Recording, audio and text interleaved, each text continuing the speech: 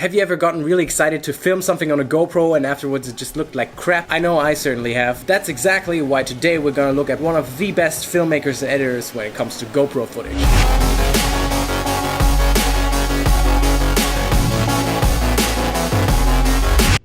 So, hello friends and welcome back to yet another reaction video. Today we're gonna look at a video by ROGERS. If you don't know who he is, I highly recommend going over to his channel, linked it down in the description below. And he makes some of the best GoPro edits I've ever seen. If you're new to this channel, my name is Florian. I help people who want to build a personal brand to make better video content and grow their YouTube channels. And that's why in this series I'm analyzing some of your favorite creators' videos so that you can improve your editing. So today ROGERS, traveling the world for 2 years. Let's jump over to the computer and analyze his edit. The entire video was shot only on GoPros, and since that's probably one of the cameras that every one of us has or gets access to, but usually we never get nice footage out of it, it's gonna be really interesting to look at this video. For the last 2 years, I've been living out of a suitcase, traveling the world and working with some of the best athletes on the planet. So he starts it with its intro on a black screen, just words appearing word by word. By the way, if you want to learn how that works, I'm gonna link a tutorial down below, which is a pretty cool technique to learn just so that you have that in your repertoire. Here are some of my favorite moments.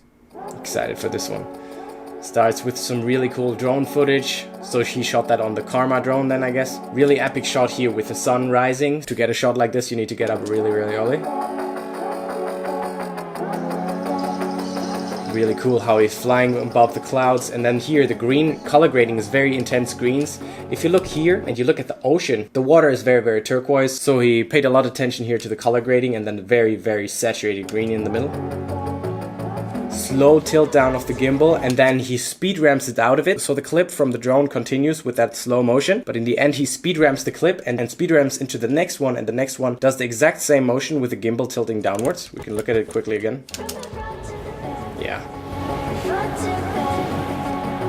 I really like these shots when a drone flying above. Again, with the first couple of shots already what everybody suggests you anyway, shoot at golden hour. So here they're shooting right at sunset. Gives really nice light. Also here you see that the sun is standing very low and it's not direct sunlight from above, so it gives a very warm light on the houses here. Really cool shot. What makes this very interesting is that he's flying through this valley. If you would just be flying on the plain field, you wouldn't notice the movement that the camera is actually doing because the mountains are so far in the distance. But because the trees are so close here, you get a much better perception of how fast the drone's actually moving. Music slowly building up. Here's a lot of slow motion. Again, here very intense color grading. Is very saturated down here on a lot of parts of the trees. And also if you pay attention in the background, the waterfall sound. Here's very slow motion, looks like 120 frames, even more maybe. Very cool here how he's going with the gimbal. Important here to pay attention. This shot here has zero fisheye look that a GoPro normally has, so he shot it in probably linear or narrow mode. Again, drone tilting up. Here you see a typical GoPro fisheye look, so when this is bending. So you achieve that by shooting either in wide or super view. Here, that moment you heard in the background like a swoosh sound, the moment that he speed ramps. Super slow motion. And now the music's building up, it's getting intense, and it's right before the drop, and on the drop is gonna be some action coming. Yeah, super slow motion. And that was pretty cool. So here, the moment that skier is rotating, he then zooms in and rotates into the next shot, which is a POV shot, and then reveals behind his gloves. Then here you see that he's mirrored the frame so that he can move it down, because that matches the movement in the next clip. Yeah, super slow motion again. The cuts here are very seamless, so that how he cuts to the drone shot above. And that was, how cool was that? So I wouldn't know exactly how he did it, but I would assume that it managed to key out the sand and then just laid it over it. I assume he did it in After Effects, I wouldn't exactly know how to tell. And then here cuts to another shot of water, and then it sort of warps out of the wave. He pays a lot of attention to cut to the beat and makes sure that the cuts are very seamless. Here another shot again in super view from very down low. So he took the gimbal and probably either on a skateboard or also on the bike, filming very down low to the ground.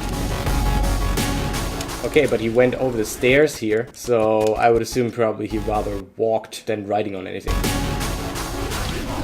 Here again also, this fits very well to the music. Listen to the music, and that perfectly matches to the movement that now the skier is doing up that ramp. Really cool shots.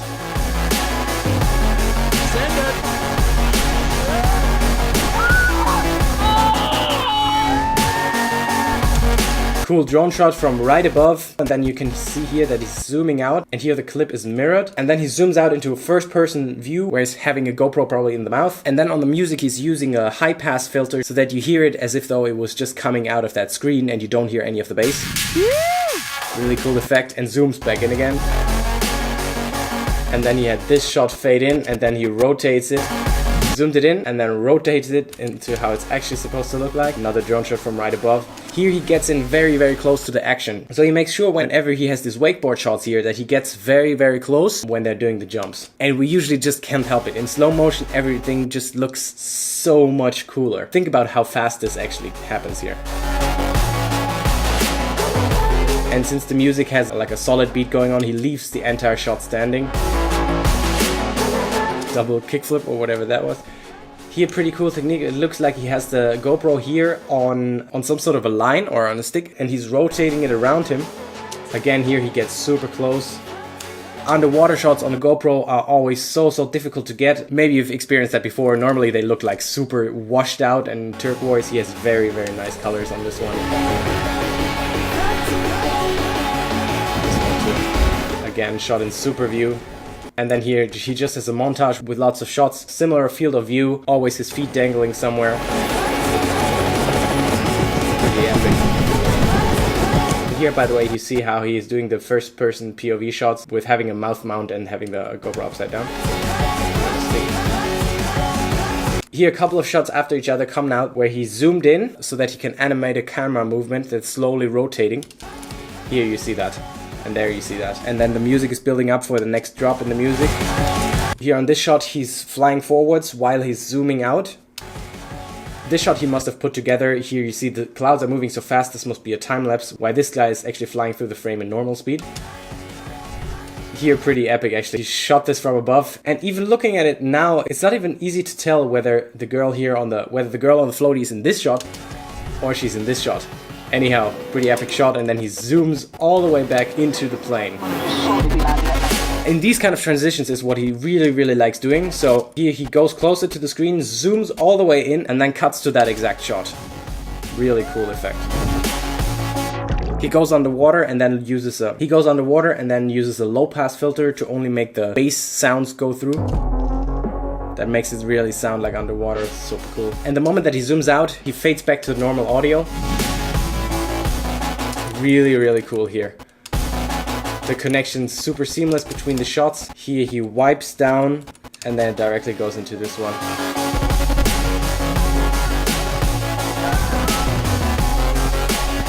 This, by the way, is also something you can take away from this video. It fits very well to cut right the moment where you get into the water and we're splashing. So here you see the splashes and then cuts perfectly to the next shot.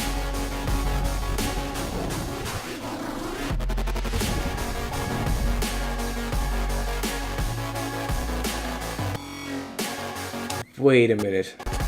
This was a really epic effect. So what I assume here is that he filmed this twice. One time the guy was doing this motion and another time he was doing this motion. It's always the same motion here, but he masked it out and then he replicated the shot so that each time you only see that person flying through, and then he duplicated it, and it's like difficult to explain, but really, really cool effect. Yeah, and because he masked it out, he now can still lay it over the next shot. Pretty epic to get that idea. Very nice transitions the moment he's rotating the footage. It's perfect to cut it, splashing into the water. And here again also you hear that he's landing right on the beat, so he's paying a lot of attention to edit to the music. Here another really cool thing. So the normal shot looks like this, and then he took a second clip, put it on the layer above, rotated it, and then created a mask on either one of those and feathered it out so much so that you don't really see a transition. Looks really cool. Well, and I'd say that was probably one of the best GoPro edits I've seen in a very long time. So I hope you learned a couple of things from this. If you enjoyed this kind of analysis, then over here you'll find a playlist with lots more of those videos. Also, don't forget to subscribe so you get all of the upcoming videos right into your feed. That's it for today. Until next time.